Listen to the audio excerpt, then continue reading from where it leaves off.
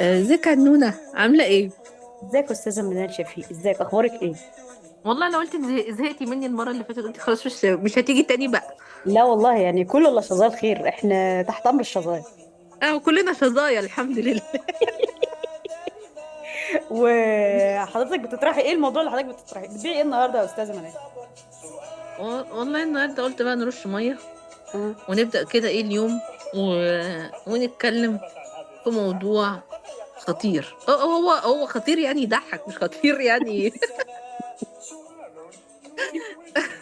ايه هو؟ سرك كبير. اه، الاسرار يعني. الأسرار. الموضوع ده مهزلة ولازم نحسمه. اه، احنا جايين نشوف، جايين النهارده ننقب عن اسباب، ان في اسرار. هو اصلا في اسرار؟ انا شايف انه مفيش. مفيش حاجه اسمها ده سر. وهم. ده وهم على فكرة، وهم احنا بنربطه عشان ايه؟ نوطد العلاقات الإنسانية. عشان كل... عشان احسسك ان انت سبيشال. اه بالظبط، كل ما عايزة تخلي العلاقة بس خلاص، احنا كل ما الأسرار تزيد كل ما الصحوبية تزيد. خلاص، ده انا الخادم الأمين. والله حتى في العيله، يعني انت عارفه، انا مولوده، انا العيله بتاعتي كبيره، انا من عيله كبيره فيها عدد افراد كتير الحمد لله. فتلاقيني مثلا اروح لاختي اقول لها انا هقول لك على سر، مثلا حصل كذا وكذا وكذا بس ما تقوليش لحد. وبعديها بشويه اروح لاختي التانيه، لا حصل كذا وكذا بس ما تقوليش لحد. وبعدين إيه يبقى قاعدين مثلا على السفره وحاجه تحصل فايه، السر يتفتش، تلاقي السبع تنفار اللي على السفره عارفين بس كل واحد ساكت وهو ما بيقولش لحد. اه لا، هو العيلة أصلا هي فيها أسرار. ده احنا يعني انت عارفة انت كده العيلة. فاكرة كان دايما بيطلع فيديوهات كده تضحك على الموضوع ايه اللي هو ايه العيلة دي تلاقي كلنا داخلين الحمام مع بعض. احنا واصلين يعني في العيله الموضوع واصل للدرجه دي، فاحنا وطبعا بنتكلم في لازم اسرار ماما بنهرج. تقول لخالته، يعني دي عيلتها، خدي بالك العوائل منفذه على بعض، يعني انت زي ما انت عيله تظني ان انت من سبع افراد، بس هي والدتك تنتمي لعيله جزء من سبع او ثمان افراد، وباباكي بينتمي لعيله جزء من خمس ست افراد. فالموضوع بيبدا يعمل سلسله زي كيو نت كده، انت هتجيب تحتك اتنين، تجيب تحت فيلم بنك الحظ. والاموره الصغننه تحت شريط. بس ما تقوليش يا حبيبتي لحد. ما تقوليش يا حبيبتي لحد. ولا العيال الصغيرة أصلا أساسا استحالة عمل شيء سري في بيت فيه طفل. ما هو بصي، هو هو واحده واحده. انت اتكلمتي عن العائلات. اه. آه، طبعا كل ما عدد الافراد في الاسره يزيد، كل ما كلمه سر دي بتزيد وتتضخم وملهاش معنى. لا، يبقى مش في بتزيد. نفس الوقت مش بتزيد، بتمتهن. لا بتزيد. هو يقول لا انا احنا عددنا كبير، ده كل واحد فيه بيحصل معاه حاجات، ده فيه اسرار ياما يا دكتور. اه. ده حقيقي صح، بتبقى كده زي مزرعة بكتيريا، مزرعة أسرار. اه بالظبط. عارفه ان انت اتفرجتي على المسلسل بتاع مزرعه البطاطس؟ لما قعدوا 20 سنه فاكرين ان العالم انتهى وهم بس اللي موجودين. ايوه، مزرعة أسرار جوه. بالظبط ده بالظبط. حقيقي، ده حقيقي، ده حقيقي. بس هو السر، خدي بالك، مغلب الناس يعني دايما كان وانا صغيره اقرا يقول لك صديقي القطار او صديقي المواصلات، لو انت في قطر احكي سرك للراجل اللي جنبك عشان في ضمانه ان انت ما تشوفوش تاني. طب هو ليه الانسان اصلا عايز يحكي؟ طب ما تسكت اصلا. وانا ليه احكي سر لصديق القطر؟ ما هو ممكن صديق القطر ده يعمل لك مفاجاه ويطلع اصلا اساسا صحفي. عارفه انت، كان في بوست على الفيسبوك بيقول لك لا تحكي اسرارك للشيخ عشان يوم الجمعه هيطلع يقول لك حدثني احد الاخوه. يقول لك وعمل وخلى وسوى، بس لك ده هيبقى في خطبه الجمعه. ما ده عامل زي الشيخ حسني كده في فيلم كده كده. بس انا عندي نظريه في الموضوع ده. اه، اتفضلي. هي اصلا هي فكره السر، هي كلمه السر دي طبعا هي ملهاش معنى لان هو ما فيش سر. اه. لان هي الفكره كلها بتحصل ان الشخص او العلاقات عايزه تتغذى على حاجه. فانا هاجي اقول لك انا عندي سر، مم. وانت تحسي فانا اول لما قلت كده انت بتحسي ان انت خلاص انت بقى محل ليكي ثقة. اهميه، انا ليكي محل اهميه ثقة. كبيره. اه خلاص انت اه احتلتي مرتبه، انت اتعمل لك ابجريد على يعني اللي طول. هو ممكن حد يوقفني في كمين يقول لي اديني رخص، قال ايه انت اتجننت، انت مش عارفه انا مين؟ انت انا بتعرف محل انا مين؟ ثقة. اه. انا اه استاذه بالظبط. منال شفيق قالت لي سرها من ساعتين. انتوا اتجننتوا يا جماعه؟ انت عارفين انتوا بتكلموا مين؟ انا محل ثقة. انت عارفه اللي انا من الحلقه اللي فاتت لما بترمي بذره في العقل الباطن تتوحش جوه ان انت محل ثقه. ما انا لسه كنت هقول لك اصلا. وهو الموضوع خدي بالك، هو برضو الموضوع انترستنج. هو ايه؟ ما هو دلوقتي هي العلاقات قايمه على ايه؟ ما هو ما هو لو ما فيش حاجات تحكي فيها، لا العلاقات هتنمو ازاي؟ يعني انا هفضل انا صاحبتك اهو مثلا بقالي 8 9 سنين، اه هنبقى يعني ما هو انا ما فيش حاجه اقولها. هنتكلم في ايه فشويه. غير ان انا اه اقول لك اسرار الناس اللي حواليا، بس بس اشيل التايتل، يعني ما اقولكيش مثلا ان البت سميحه. اهلا بيك يا عادل بيه. البت سميحه اللي معايا من ثانويه عامه اتعرفت على واد وائل واتجوزوا عرفي. لا انا هقول لك في واحده صاحبتي انت ما تعرفيهاش مع انك انت تعرفيها اصلا. بس اتجوزت واحد انت ما تعرفيش مع انك انت برضه عارفاه. اتجوزوا عرفي بقى وربنا يسهل لهم بقى، وفي مشكله بقى وفي جنين في السكه ابن حرام ما جاي. انا اصلا انا كل ما فانت بقى بفتكر. ايه؟ بس السر بقى ان انت بقى ما تعرفيش انها سميحه، فانت تجس بقى يعني. انت بقى تبداي تربطي الخيوط ببعضها وتبقي عارفه انها سميحه بس ما تقوليش. يعني احنا لو حبينا كده ايه، ن... نسمبليفاي الموضوع. أها. هو السر مش سر، السر هو قصة، بتشيل الأبطال الحقيقيين وتحطي أبطال وهميين، ده حقيقي. و... والأودينس بيشتري منك القصة هو عجبته. الاودينس يموت في السر. يعني انت فاكره زمان كان في كتاب اسمه السر، امم. سيكرت، هو كان اسمه، بس هو كده كان اسمه السر. ده حقق مبيعات خرافيه.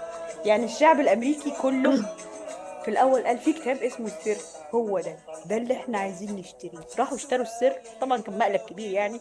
بعد كده الموضوع بقى ايه؟ ذا سيكريت اتعرب ونزل مصر، عمل بقى الضجة. ده كنت تنزلي محطة الرمل ولا تنزلي في اي حتة في القاهرة السر السر. فانا برضو ما ما انا زي هي اي الحتة كائن دي. بشري عايز يعرف السر، يعني اشتريته ايوه هي دي بقى، خدته هي بقى. دي الحتة، هي دي الحتة بقى. يعني السر برضو بينمو، يعني بيبقى ليه حجم كده وثقل، عشان الشخص عنده فضول، الإنسان بطبيعته فضولي. فأنت بتقولك كتاب اسمه سر، أيوة سر إيه؟ احنا عايزين نعرف. والله ما حد يقول مهم سر لنا ايه. سر إيه، المهم ولا سر. سر لمين، ولا سر يعني ما عايزين نعرف، ايوه انت عايزين نعرف. فكرتيني والله. كان في كرتون زمان كان اسمه اسرار المحيط. ايوه انا من زمان وانا نفسي اعرف ايه اسرار المحيط، اقعد اتفرج على الكرتون كده بالظبط. واصل كل واتسحل بقى حاجه في محيط اللؤلؤة عادي جدا. والوريد، وما الموضوع ما فيهوش اسرار اصلا. محيط عادي جدا. ميه وسمك والحمد لله. يقول لك وبترزق. احنا هنخترق الفضاء ونعرف اسرار الكواكب. هو بس حط سر قدام اي حاجه البشريه تتسحل فيها. اه ما بقول لك هو ثقل أهمية. وانا بقول لك الإنسان مع علاقات بتتغذى، بيحس ان هو ليه أهمية، بيحصل بوند، بتتوضط العلاقة. أول لما أقول لك أنا عندي سر ومش عايزة تقول لحد، لا سرك كبير عيب. وبتزعلي آه. استاذه منال، بتزعلي لما حد يقول لك انا عندي سر؟ انا وانا صغيره بقى كنت انا كنت لئيمه شويه بقى، وانا الكبيره في اخواتي الكتير دول. فكنت بقى مثلا امسك اختي الصغيره اقول لها انا هقول لك سر بس بشرط تقول لي ايه. وتتجنن بقى اقول لها روحي هاتي لي كوبايه ميه، اللي هو بقى بصي اللي هو ايه، انا هحزن لك وخلص، فاهمه انت؟ احس باهميتي. فهي البنت يا عيني تتسحل وتروح تجيب لي ازازه ميه وكوبايه ومش عارفه ايه. طب اعملي والنبي الشبشب ده. طب شيلي الفازه دي حطها هناك خلص. تعالي هنا بقى. السر مثلا ان ماما عامله لنا طب ما ده حلو، ده الرانك كوسه على بتاعك في الغدا. العيلة. بي بي بيزيد من أهمية السر. يعني اه انا رقم واحد في العيله، يبقى انا سري ده ضخم. انا رقم معايا اتنين اسرار. السر، ايه ده، دي مرتبه، ده جيش ده ولا ايه؟ انت عارفه اللي بيطلع في التلفزيون يقول لك انا معايا فايلات توديك في داهيه. سيديهاتكم معايا. لو وقعت مش هقع لوحدي. ما هو السر اللي بقى اللي هو اهو دي بقى مشكله ان السر يتفشى ما بين اتنين وتلاته. انا لو وقعت مش هقع لوحدي، اهو ده واحد معاه سر، خدي بالك. ايوه، ما هي دي انا بقى. وقع برضو هيخرج خدي لك. بالك، هو شبه نفس الكلام. السر يعني باور. انا عندي سر، شايل سر عنك، يبقى انا عندي باور، انا عندي ليفرج، انا عندي قوه، انا بتحكم فيك شويه. ده حقيقي. بس طبعا انت بتعملي كده مع اختك الصغيره عشان اختك عبيطه. هي اختك اول لما تعرف السر المفروض على طول تقول لك لا، اغسلي لي هدومي بدل الحياه، ما فاهمه؟ هي ما هي لما كبرت شويه بقت يعني بقت بتديني بالجزمه. يعني هو الموضوع ما بقاش يعدي كده. اقول لها تعالي عندي ليكي سر، ما تقول لي مش ما اشتريتش. طب بدات انا ابحث عن اسرار تكون قيمه، استطيع بيها ان انا اسيطر على الاصغر مني. امم و ما انت فكر. وانت تلاقيكي مثلا برضو تلاقي الموظف اللي بيبقى معاه اسرار الشركه، في موظف في الشركات الكبيره او في الافلام طبعا، لان احنا ما وصلناش للمناصب ديت وما اعتقدش ان احنا هنوصل. اللي هو بيبقى عنده سر، اللي هو انت مش هتمشي من هنا غير على جثتنا، بس هو معاه اسرار الشركه. اه، او اه، الخزنه اللي تودي في الخزنه كان فيها ورق هيودينا كلنا في 60 داهيه. طب شايلينه في الخزنه ليه؟ ما حدش عدل اه، الورق ده ليه؟ الورق ده ليه ما اتحرقش، ما اتحطش في المبشره؟ يعني مش الصفقه تمت، ولا انت ماسكها عشان الطرف الاخر تبقى لعبوا بيه؟ اه، انت فكرتيني كنت انا مره انا وبنت خالتي، كنا مسافرين كده القاهره، نخلص مشوار اه، ونرجع يعني. فماما ما تتاخروش وكده، وماشي. المهم طبعا احنا اتاخرنا بقى، احنا رايحين القاهره لوحدنا، انت فاهمه يعني ايه القاهره لوحدنا؟ اه، المهم اتاخرنا. ماما عماله تكلمني في التليفون، مش عارفين نقول لها ايه، مستهبل. انا جايه اهرج. ف فبنت خالتي اقترحت عليا بقى، قالت لي خطه ما تخرش الميه. بصي، انا وقعت و... واتلخمنا، ورحتي بقى تجيبي لي ما اعرفش ايه عشان الوقعه وبتاع. الوقت اخدنا، سرحنا، اتاخرنا. تمام، تمام. احنا بصي خطه ما تخرش الميه. بس على الله اول ما لما حدش نخرب ورانا. بس اول لما دخلت من باب الشقه، ماما اتاخرتوا ليه؟ بصي الصراحه يا طنط، انا عملت واحد اتنين تلاته اربعه ما هو و... مش قادر الانسان مش قادر يكتم في نفسه سر. ولا كنا متفقين على حاجه، اللي هو يا ولاد اللذينه.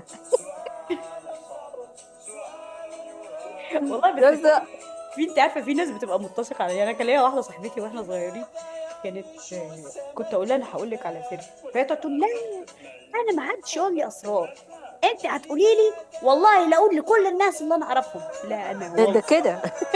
هي معترفه ده بقى مع في نفسها. فخر، دي خدي في بالك دي بقى. فخر.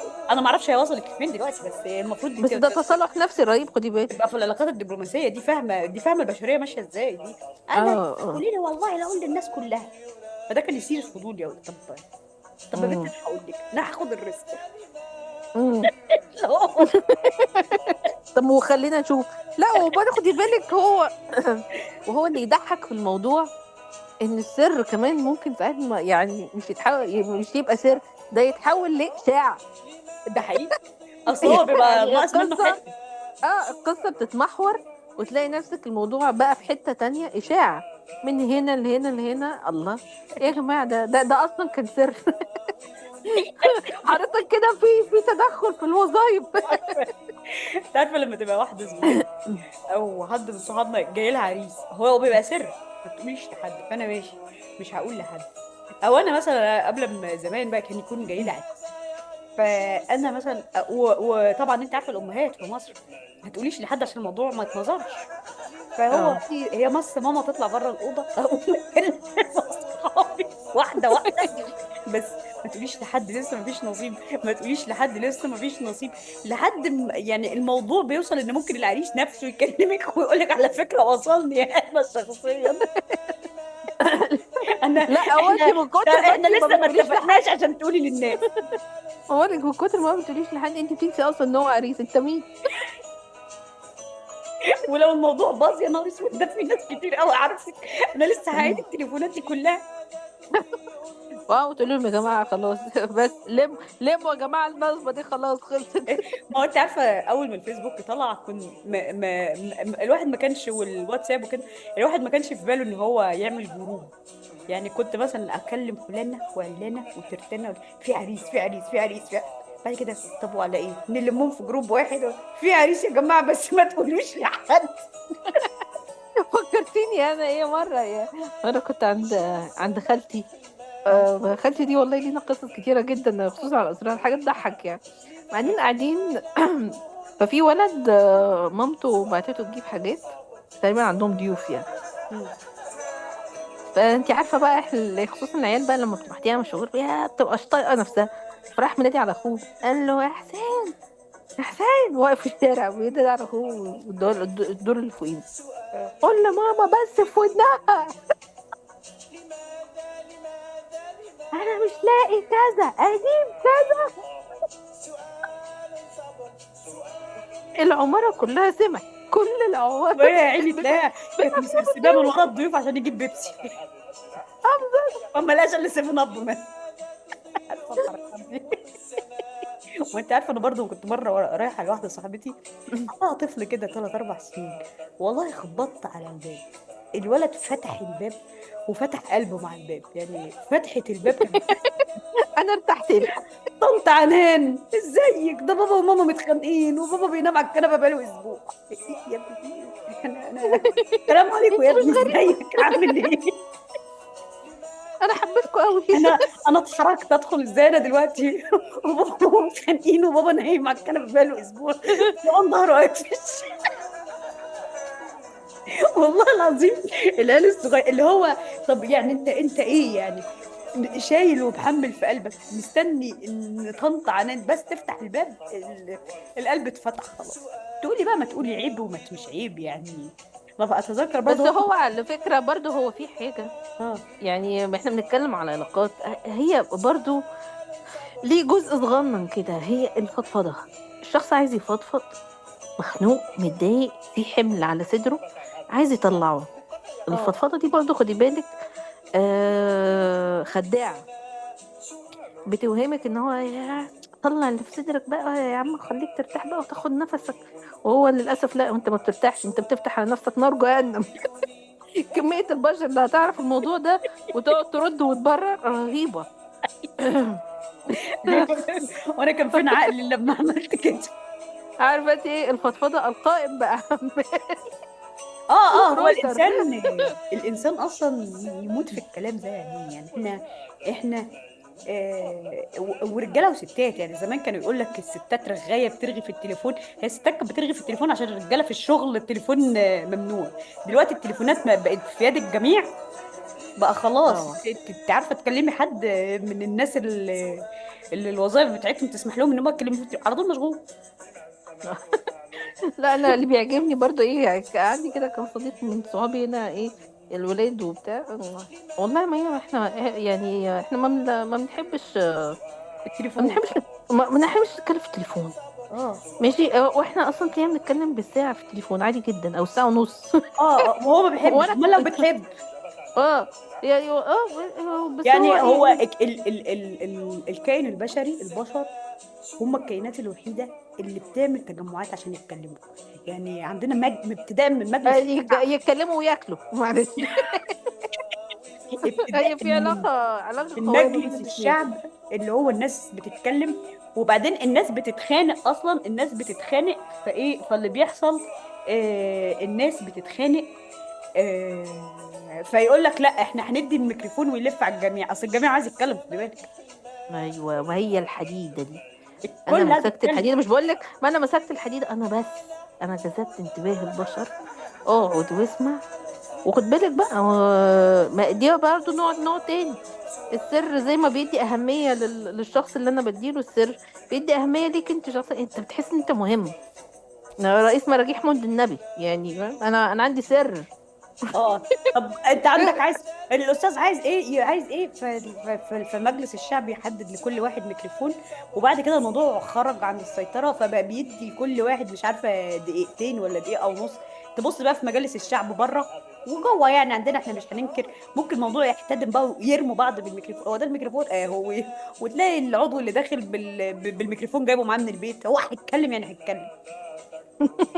نهاية بالقهاوي، القهاوي دي تجمعات الناس تتكلم فيها وتشوف بعض كده وتتكلم، الجميع عايز يتكلم، واللي بيسكت ده بيبقى سايكوباتي. وبس خدي بالك برضو، دي حاجة انترستنج جدا. يعني اسمحي لي كده اقول انترستنج في وسط الكلام عادي يعني. اتفضلي يا استاذه من البرنامج برنامجك وبصوت احمد. يعني انت عارفة إيه، انا بحب احط تاتش انجليزي if you know what I mean يعني. كورس طبعا، كورس. آه، يقول لك الشخص ايه، قهاوي بقى ولا مطاعم ولا كده، انا عايز اخرج اشم هوا، هو ماشي، هو انا خارج يشم هوا ولا حاجه، هو خارج يتكلم برضو. طب ما كنت قعدت في البيت واتكلمت. هي هي نفس ده، بس لا، هو انا لازم اخرج ادفع فلوس عشان اتكلم هو اكتر. هو تعب بقى ان هو بيتكلم في التليفون فيقابل حد وش اه يقعدوا يتكلموا مع بعض. اه ليه و... هي الوظيفة بتتم في البيت، هي الوظيفة اللي بتتم بره، بس اهو ودلوقتي بقينا نوصل الموبايلات على المايك بتاع ال... العربية ونتكلم. انا حياتي عبارة يا عن نهار ابيض في البيت ده. بتكلم، بنزل. انا كنت بروح الشغل، انا كنت بكميوت بقى، يعني انا قاعده في بلد وبشتغل في بلد تاني. با المشوار بقى وانا رايحه وانا راجعه ده، طبعا. راديو، انتي مشغله اصحابك دول راديو. وانتي واحده منهم. انا بعمل مثلا روت تريب من بلد لبلد، ممكن وانا برضو بسوق كبير، اه فالمشوار مثلا 4 5 ساعات. جوزي يقول لي مثلا هتعملي ايه ولا هتسمعي ايه، اقول له هكلم فلانه، بعدين بالظبط بعدين بالظبط. فلانه، بعدين ماما، بزنس وومن، بعدين لو كأنك كده بقى والكلام عباره عن ولا حاجه. سر المكالمة الأولانية آخد سرين، أخش المكالمة التانية بالسرين آخد سر، أطلع المكالمة التالتة أدي سر مش آخد بقول لك سرين. معاملات، اقسم بالله انا معايا 2 سر، انت معاك كام؟ 3، ادخل. ارقم، ارقم. أنا ارقم ارقم. بالظبط كده، عمليات مقايضة أسرار مع اه لا لا. احتجاب الأسامي يعني. ما أنت فاكرة يسرا في فيلم معالي الوزير لما كانت بتقول له مصر ما بيستخباش فيها سر لمدة سنة. طب والله العظيم الست دي محترمه. كريم. سنة ايه بس؟ صلي على النبي. فاكره فيلم هي بس اشاعة تلاقيها حب؟ كانت مشغولة. هي لو كانت فاضية كانت عرفت. فيلم اشاعة حب اللي كده برضو، يا سونا يا خاين. استنى، ايوه ايوه، لما ده سر كان سر، هو حصل سر في البيت، بقت بورسعيد كلها بتتكلم عنه لحد ما وطلع السر ايه؟ وصل لهند رستم نفسها. طلع متجوزة وهو مخلف، بابا انت يا حبيبي. طب بس ده برضو يقودنا يا استاذه منال لسؤال برضو، يعني انت برضو لو نظرتي للحيوانات اللي حوالينا والكائنات الغير انسانيه اللي حوالينا، يعني الكلاب مثلا والقطط، يعني القطط طبعا اصلا ما بتتكلمش، يعني هي بتتواصل مع بعض بشكل احنا مش فاهمينه، فانت لو شفتي صرصرين مم. ولا مم. نملتين ولا اي حشرتين، بكل واحد بيفضل في حاله، يتقابلوا في جزء من الثانيه بقرون استشعارهم، خلصوا اللي عندهم، خلاص خلصت. لا، ما انتي لا، ما ده في مخيلتك انت، عشان انتي فاهمه ان الكون ماشي بطريقتك انتي. اه هو انا مركز هو اقتناع. اكيد في تواصل. التواصل ده بيحصل ازاي؟ الله اعلم. وده لا لا سر لا لا، احنا انا لازم حاسه ندور عليه. انا حاسه ان ميزه الكلام الكتير قوي دوت بينفرد بيها الانسان، والانسان يعني ما اعتقدش ان في كائن تاني عنده راديو، عنده راديو اللي هو انا اخترعت وسيله اتكلم فيها، ودلوقتي بودكاست زينا كده احنا. اهو زي ما فاضيين، ما فاضيين. بس بس انتي خلتيني برضو، يعني ايه، افكر في حتة برضو. يعني احنا قلنا الايه، الاسرار بتدي اهمية، بتدي أهم مكانة، وبتدي قوة وسيطرة. بس في نفس الوقت هي لغة تواصل. يعني زي ما احنا قلنا، اه العلاقة بتتغذى وبتنمو وبتكبر عشان انتي عندك حاجات، يعني عندك حاجات تفيد ان للعلاقة دي. فدي لغة تواصل. هو عشان كده ما بيبقاش سر، هو بيصبح معلومة مهمة، بجيب بيها رجل الزبون. لا، هو كده كده لو انت مش واثقه في اللي قدامك وبتحبيه مش هتعبريه، مش هتقولي له حاجه. لا، ما هو احنا كده بقى، احنا بنتكلم في حاجة تانية. بس انا بتكلم على السيركل اللي انت بتتعاملي معاها، المعاملات اليومية. انا اصلا يعني انا برضو بفتكر احنا والله العظيم احنا تعبانين في دماغنا. ايه. انا انت عارفة كل الاشخاص اللي في حياتي ما شفتيهمش ولا اه، تعرفي اسامي، بس ده حقيقي. عارفة اكس وواي وزد عامل ايه وانت وانا نفس الكلام، عارفة كل الاشخاص ما شفتهم. واللي انت بتحبيه انا بحبه، واللي انت ما بتحبوش انا بكرهه. بالظبط. حقيقي اه. ياه، قال لها يا بيبي يا. ما قالهاش يا ريري، ده اصل اسمها ريم، ايوه. كان يقول لها يا ريري.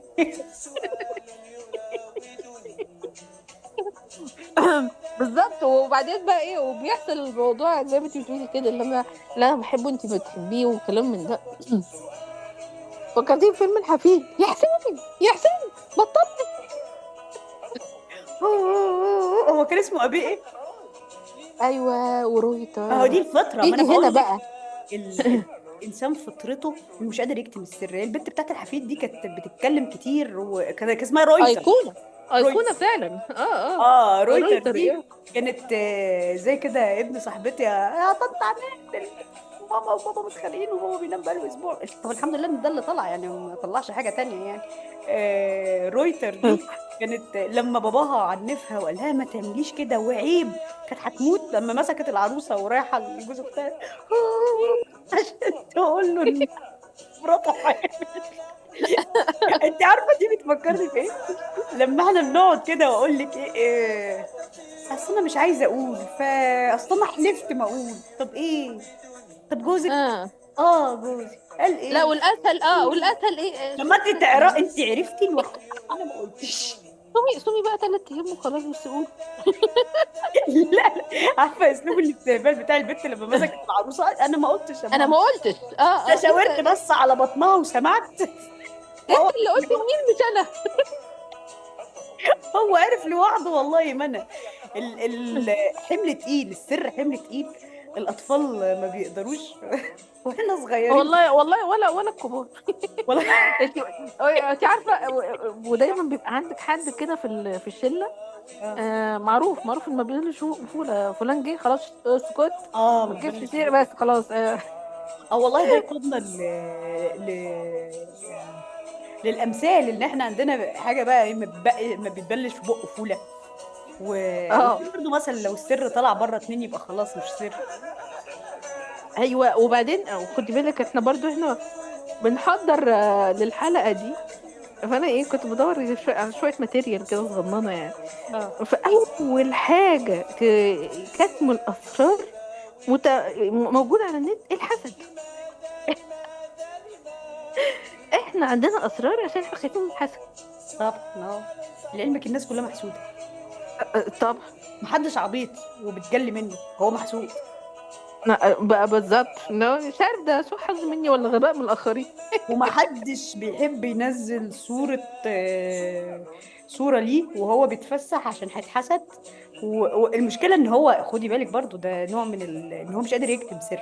يعني في ناس عندها تكنيك ان هي وهي في المصيف او وهي في الساحل او وهي في اي حته مش هتنزل صورة، بس لما ترجع هتنزل صورة. طب ما تنزلش وخلاص. جرى ايه يا جدع؟ انت مش عارف تقعد ساكت وتقول ان انت ما طلعتش تصيف؟ لا، ازاي؟ لازم الناس كلها تعرف. طب قشطه. فيقول لك هنجدول السر بقى، هنجدول السر. هو اصل في شخص معين عايزه اوصل له رساله معينه. او هي عايزه تتبسط بس مؤمنه ولا اللي بيجنوني بقى. يعني هي ناس مؤمنه ان هي ما بتنزلش صور الاطفال، وانا بحترم ده خلاص. يعني انت مش عايز ان صوره ابنك يبان، اصله هيتحسد، اصله مش عارف، فينزله ويحط قلب على وشه.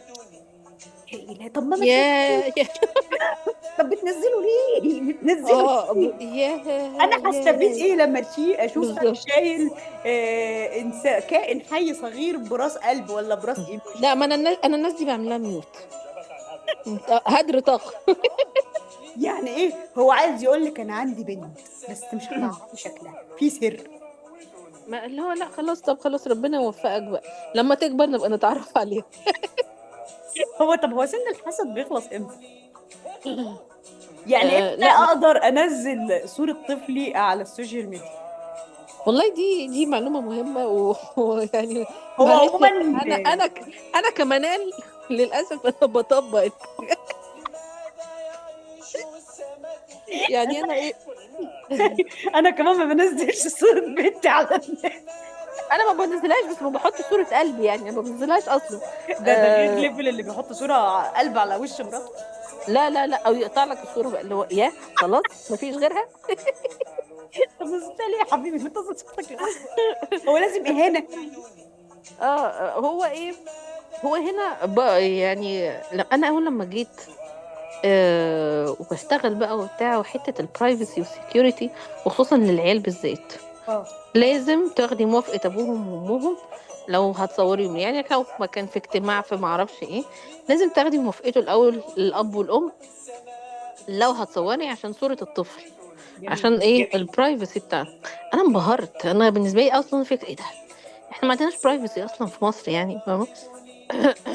وبعدين فكرت، هو قلت ايه، هو صحيح يعني هي البشرية هتزيد، ما صورة ابني ولا بنتي النهاردة يعني، طب ما لما يبقى هو حلو كده، كبير بالغ عاقل راشد، يبقى يحطها هو زي ما هو عايز يعني، ده لو هو عايز يعني. انما ليه بقى، ليه نحط صورة نحط عليها قلب؟ فانا قررت احط الصور لبنتي. اه لا، ما انا بقول لك انا كده كده بحترم الناس وبحترم قراراتهم، بس احب اتريق من باجي باجي في اه لا، ما بس بعدين بقى ايه، واحدة اسكت. بتجيلي بتجيلي هفات كده، اللي هو ودي برضو انا مرة اتكلمت فيها مع واحدة صاحبتي، عندها برضو نظرية، تقول لك انا اه ما بحطش بوست عشان انا ماليش خلق على البوست، يعني انا بحط ستوريز. ليه؟ قالت لي عشان كمان سنتين تجيله الميموري في الوقت ده ان حصل كذا.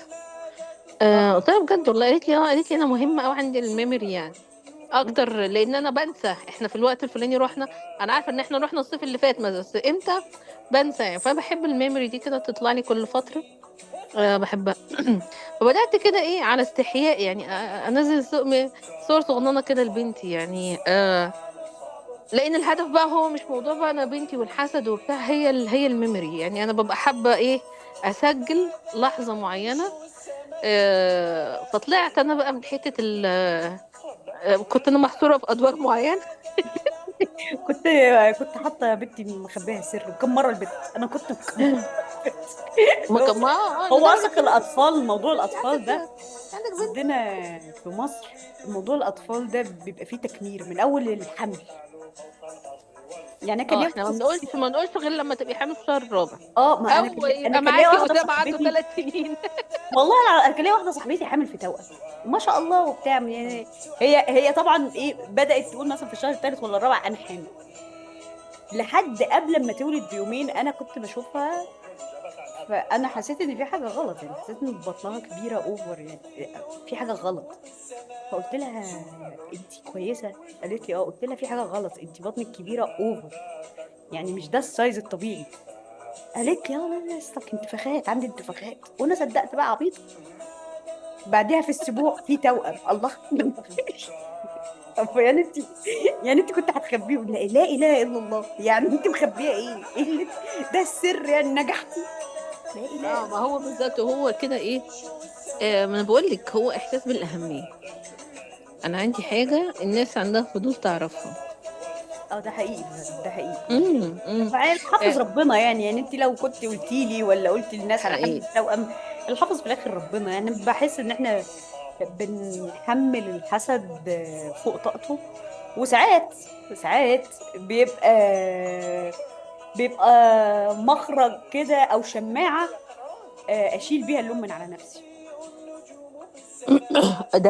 ده اساسي، هو اصلا احنا ما يعني، خدي بالك برضو، يمكن هو كوبينج ميكانيزم بقى، اصلا لو انا قلت انا الغلطان طول الوقت ده انا هكتئب، بالظبط مش كده. بعيد انتحر.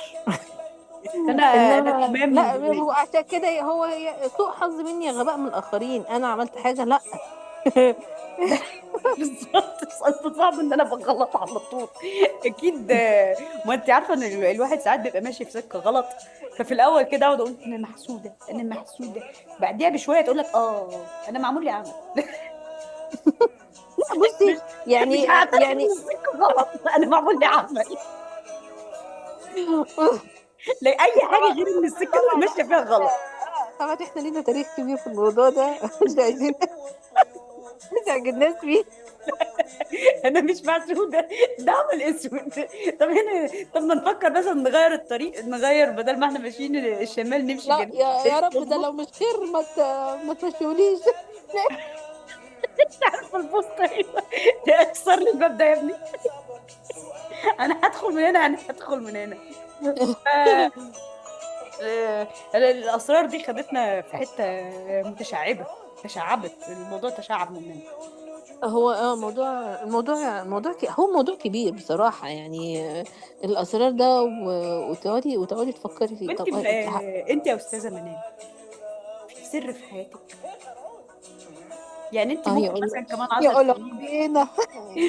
ممكن كمان 10 سنين تنشري مذكرات منال شفيق، فحد بعت لك قاتل متسلسل يقتلك عشان مش عايز اسراره دي تطلع، اللي هي اصلا ماليه البلد. اللي هي البلد كلها بالظبط. عارفاها. يقتلوا بالظبط. الفنانه الفلانيه ويقتلوا الصحفي العلاني، وهو انتوا يا جماعه غسيلكم منشور. ده حقيقي. والله في سر في حياتي. لا هو يعني زي ما احنا قلنا كده، انا رويتر. مش رويتر ان انا بفتي اسرار الاخرين، انا ما بخبيش حاجه. بس في اسرار. لا ما فيش اسرار. مفيش، مش بس لاقي هل حد. حياتي انترستنج؟ يعني والله بفكر اعملها فيلم. اللهم لا خروج. والله. بس هو فيلم هيبقى تراجيدي ولا فيلم كوميدي ساخر؟ هو كوميدي صفر طبعا. ده انا والله من كتر عارفه انت الشخص اللي هو ايه. انا فاكره جالي طالب من يومين، يعني بيحكي لي على زميلته، حرام بقى ايه، متعصب. هي طالبة عندي برضو بعدين قال لي دي انا ما شفتش حد نحس كده. قلت له ايوه انا النحس ده. كنت بتحكي له سر من غير. قلت له انا النحس ده، انا ما شفتش كده. قلت له لا ده انا. اه. ده طب مش معانا، كرنج ده. معانا يا استاذه منال دلوقتي دقيقتين عشان على ميعاد الحلقه. عايزين ندي كده كلوجر للحلقه بتاعتنا، وعن الاسرار، اسرار المحيط، واسرار الخلق، واسرار البشريه، واسرار الفضاء، وكل الاسرار. تحبي تقولي ايه لكل السر اللي في حياتك؟ بصي. آم، احنا لخصنا السر كده في كذا حاجة. اه، قلنا السر ده بيديكي قوة، ده حقيقي. احساس بالسيطرة. مم. آه، بي بي بي بيزود قوة العلاقات، وممكن يقللها برضه. هو يعني السلاح ذو حدين. و... وفي نفس الوقت بتحسي ان البشرية قايمة على فكرة الاسرار دي بطريقة او باخرى. احنا بنسميه سر، هو ان رياليتي هو مش سر، هو اي حاجة تانية غير ان هو يكون سر. عارفه لما حد يجي يقول لك، دي طبعا في كل الناس، مثلا ببقى قاعده معاكي مثلا اقول لك استاذه منال شفيق، انا هقول لك على حاجه وعلمي تلمع، وبعدين اقول لك ولا بلاش. يا تقل دمه. والله العظيم انا ساعات اعمل كده مع جوزي، انا هقول لك على حاجه، ما ده مش غور يا ولا ابني بلاش. خلاص بقى، لا هو هيبقى لا، في ايه، في ايه، انا عايزه اعرف، انا لازم اعرف. بلاش. احنا ممكن نختم الحلقه بايه؟ انا هقول لكم على حاجه يا جماعه، حاجه خطيره جدا، انا هقول لكم على سر، ولا اقول لك يا استاذه منال بلاش؟ ما تيجي نشوف الاستاذ ابراهيم نصر. لا بلاش، ولا نشوف ولا ما نشوفش، حلوه قوي كده. لا هو حاجه كمان. يا جماعه اللي عايز يقول سر يقوله، بس ما تتوقعش ان هو هيبقى سر. عايز انت تتكلم عشان انا اتكلم، اذا انا موجود خلاص تمام. البلد الانسان اه اللي ما اتكلمناش، في البلد اللي ما تعرفش حد فيها شلح ويجري فيها، هو الانسان نفسه يشلح ويجري. الانسان هيموت ويشلح ويجري. بالظبط. وعادي يعني، عيشوا زي ما انتوا عايزين، كده كده شلح المركب ويجري في البلد اللي انت ما تعرفهاش، وهيوصل لنا برضه. بالظبط. فيديوهاتك عندي. فيديوهاتك هتنزل على اليوتيوب وتبقى ريل.